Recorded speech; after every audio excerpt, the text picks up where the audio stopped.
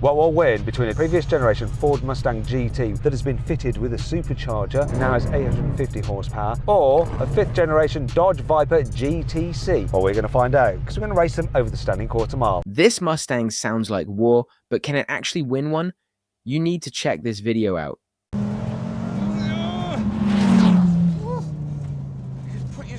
Oh my god, my face is coming off. Oh. The steering gets really heavy when loaded up too. Nice feedbacky front end. You know what?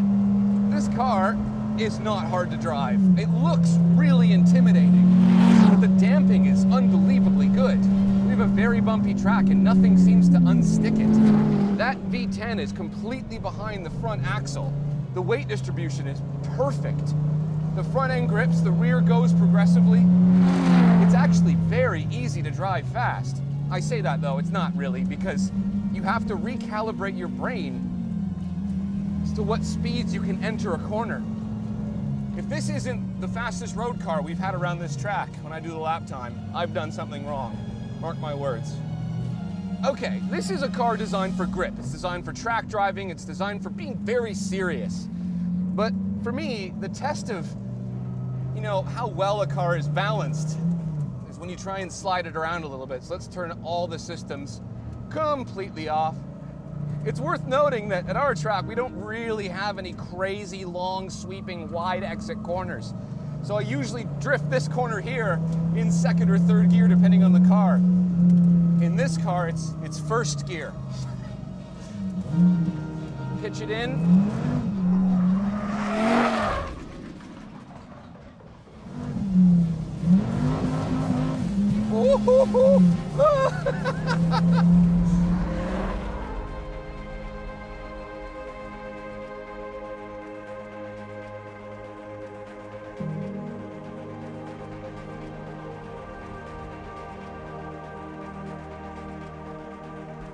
I have never had to move my hands and feet so fast as I did sliding this car around. It just wants to grip, which means inevitably getting these shots meant a few of these happened. Oh yeah, no, I've spun the car. I spun it, yep, that's expected.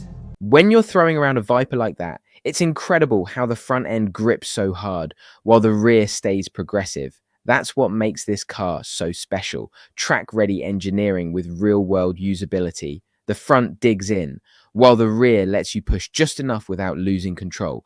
Can any other car match the Viper's balance when pushed to its limits? Honestly, I'm not so sure. Clive Sutton doesn't actually make any specific performance claims for the car, but I'd imagine it's a few tenths behind the Shelby GT500's claimed 3.3 to 62, simply because it has a manual box compared to the official Ford's dual-clutch paddle shift. I have to say, most of the time I've been driving around with this in its quieter mode. I've got an A for acceptable. If you do switch it across to B, B for badass, Bucephalus, B for Bucephalus. It sounds like some sort of small war has broken out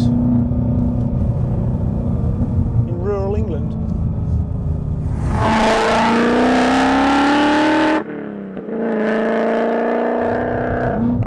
I mean, that's just antisocial.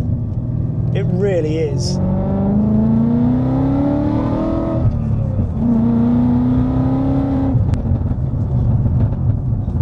I've got to turn it off again because I'm sorry, but it's a bit like the exhaust equivalent of launch control on a Tesla or a Taycan or something like that. You try it a couple of times and it's quite amusing, but ultimately, no, it's too much. To be honest, even without the exhaust on loud, this still gets an awful lot of attention. I had a bus driver stop earlier on just to tell me how much he liked it. Obviously, one of the things about the GT500 is that it's not all about the engine. Mostly, but not all. In this, the chassis, well, it changes direction really well actually. It feels laterally they've got it very much sorted. It's just sort of vertically, the damping's not quite there. You still get a little bit of sort of lack of control through the corners, which then just makes it feel sort of still quite a big car, just a little bit remote, certainly on a road like this. It's just not all tied down quite as well as the Shelby. A manual gearbox in a world of dual clutch systems. That's a bold move, but when you're chasing the Shelby GT 500 0 to 62 time, how does it really stack up? Sure, the manual gives you that raw, hands-on connection with the car, but can it match the Shelby's razor-sharp performance? That's the real question. In cars like this, it's all about finding the perfect balance between control and power. And with a manual, it's not just about speed, it's about driving precision and feel.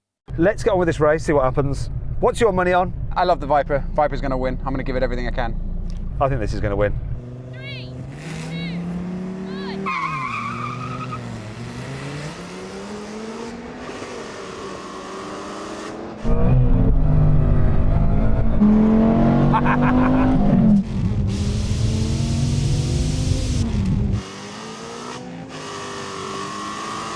Oh, I'm getting dropped.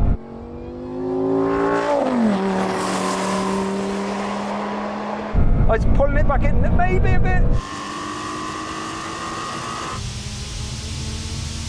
Oh, no.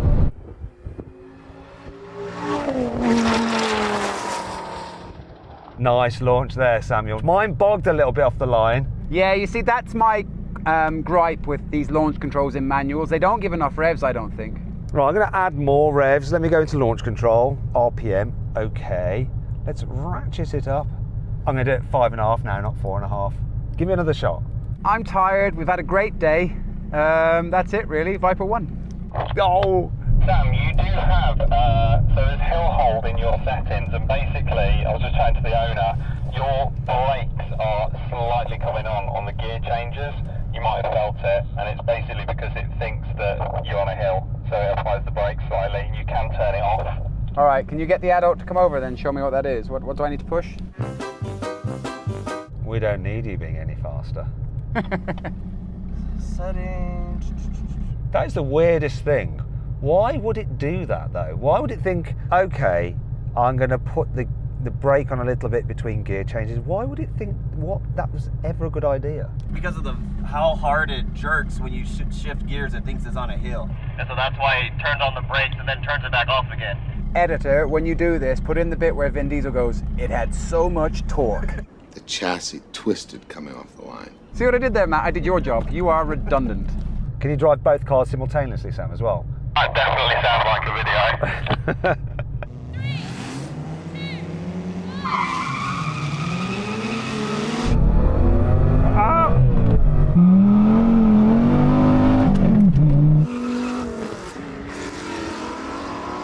Come on!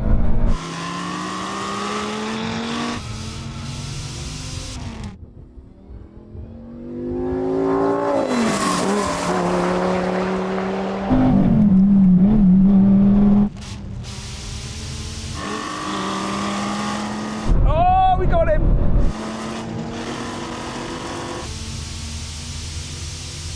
We got him.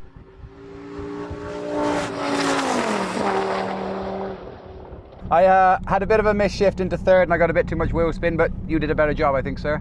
Actually, I think it went better with lower revs. Let's go again. Do you know when I was saying to you, oh, the launch control doesn't do anything? I think I'm wrong because I've turned traction control off and it spins up its wheels now.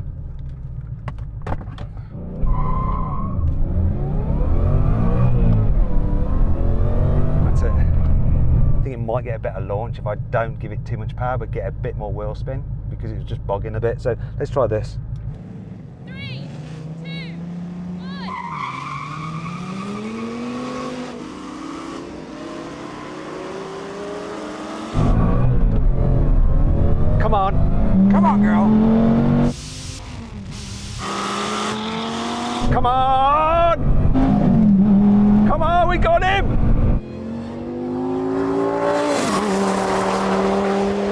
We beat the racing driver, Sam! Yes!